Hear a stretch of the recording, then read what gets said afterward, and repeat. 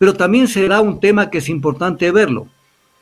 A nivel de Estados Unidos, se da una gran oposición que acá no la publican los medios, porque los republicanos son los que más se han opuesto a la participación de Estados Unidos en el tema de Ucrania, y tanto que llegaron a decir que no pagamos impuestos para financiar guerras de países extranjeros que ni siquiera son aliados de la OTAN. Entonces, ¿cuánto ha gastado Estados Unidos?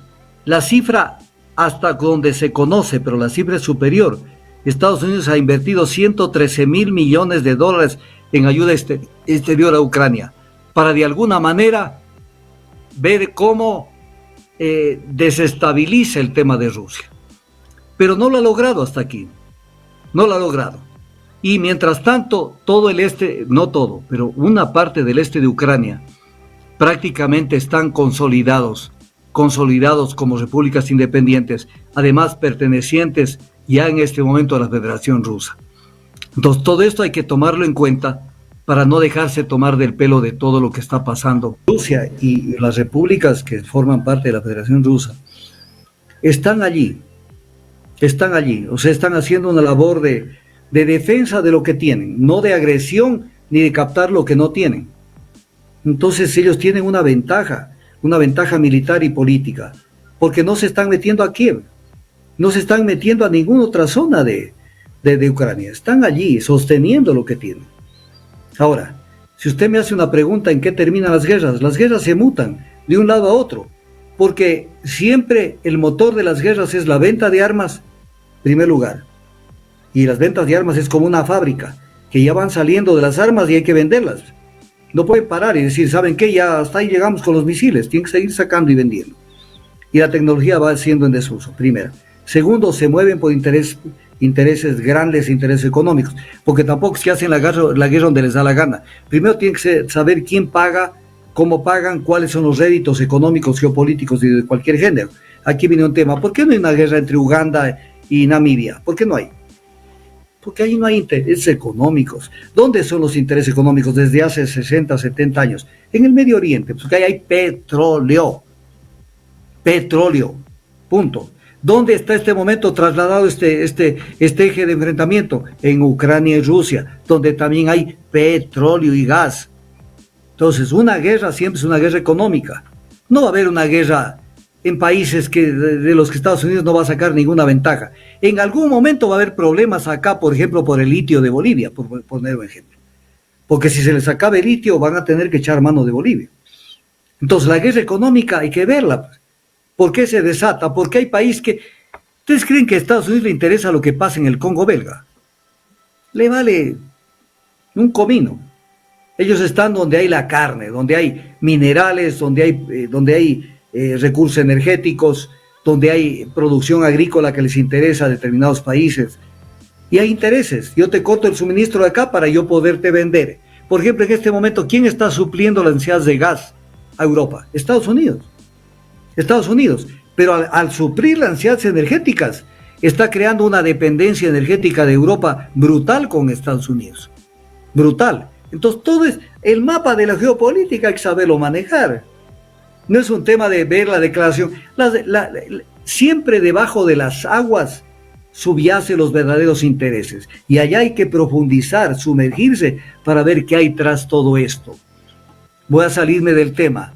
Cuando España decidió que tenía que ir a la aventura de ver qué descubría hacia el occidente, lo hacía buscando la ruta del opio, la ruta de la India, porque las sociedades europeas eran narcotizadas y el que tenía el opio, el que accedía al opio se hacía multimillonario, y financiaron con persecuciones religiosas lo que terminó siendo el descubrimiento de América, que pensaron, Colón hasta que se murió pensó que había descubierto la India, la China y la India, la China y Japón, Catay y Zipango, y no fue tal, pero era busquemos. Siempre las grandes empresas son tras recursos, tras intereses geopolíticos, militares, que antes no se los veía muy claros, pero que los países más avanzados sí los veían. Por ejemplo, Bolívar le dice a Santander y le dice, mira, tenemos que convocar al Congreso Anfictiónico de Palma, pero no me invites a Estados Unidos ni a Argentina, le dice Santander. ¿Qué hizo Santander, el imbécil? Invitó a Argentina y Estados Unidos. Se acabó el Congreso Anfictiónico. Porque eso era juntar el aceite con el agua. O sea, Bolívar sí era un geopolítico, Santander eran papanatas, con grandes ambiciones personales y obviamente también que representaba grandes grupos de poder en Colombia. Al obsecuente servidor de los intereses de Estados Unidos, no ve más allá de las narices y entonces se mete en este tipo de aventuras. Entonces, yo digo, y voy a hacer una crítica a Rusia.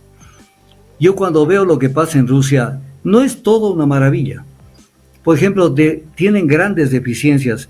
Por ejemplo, no tienen un control que antes sí lo tenían sobre la humanidad para saber cómo se mueve la geopolítica en todo el mundo. Ellos les interesa ver qué hace Estados Unidos, Alemania, Francia, Inglaterra, Italia, Japón, China. Eso es lo que les preocupa. Corea del Sur. Pero si ellos tuvieran, como tiene Estados Unidos con el Pentágono viene de la palabra 5, Penta 5, son los 5 continentes, y tienen ahí controlado qué es lo que pasa en todo el mundo. Entonces no necesitan pedirle un informe a alguien que no sabe nada, no. Ellos saben hoy todo lo que está pasando en el Ecuador, más que lo que nosotros los ecuatorianos sabemos. Pero si Rusia tuviera un Pentágono, hubiera cortado el comercio con el Ecuador. Pero no tiene un Pentágono, entonces debe tener un embajador de octava aquí en el Ecuador, que no le dice las barbaridades que dice el canciller, el entrante, el saliente, porque el otro día lo oí al saliente que dijo barbaridad sobre este tema, que no fue nada más que copiar un boletín de prensa de la CNN y decir eso. O sea, es una ignorancia supina y no saber entender cómo se manejan los temas. Incluso en América Latina hay mucha ignorancia. Yo le he escuchado al presidente Boric de Chile hablar de la agresión de Rusia a Ucrania. O sea, un ignorante. Y eso les pasa mucho. Lo he escuchado hablar algo de esto a otros países como México. Porque esa es nuestra izquierda, entre comillas izquierda, que es una izquierda famélica en términos de conocer la historia, de analizar políticamente los temas. No conocen. Y repiten incluso el mismo discurso que repite Occidente. Pero dicen que son de izquierda, pero de izquierda no tienen absolutamente nada. Porque la izquierda fundamentalmente es investigación. Porque si alguien ha generado herramientas para investigar la sociedad, la economía, es la izquierda. Ahí está el materialismo dialéctico, del cual, herramienta que hasta los gringos lo utilizan para poder analizar el desarrollo de los acontecimientos sociales, que es diferente del materialismo histórico. Son diferentes cosas. O sea, porque el materialismo no es más que la dialéctica en su máxima expresión. Pero no hay análisis. Si usted lo coge a uno de estos revolucionarios de acá y lo sacude y le dice, a ver, háblame de dialéctica desde Heráclito hasta acá, ni para dar la vuelta a la esquina, porque tienen un discursito bien baratito, así que lo repiten y lo repiten y lo repiten. Pero es otro tema.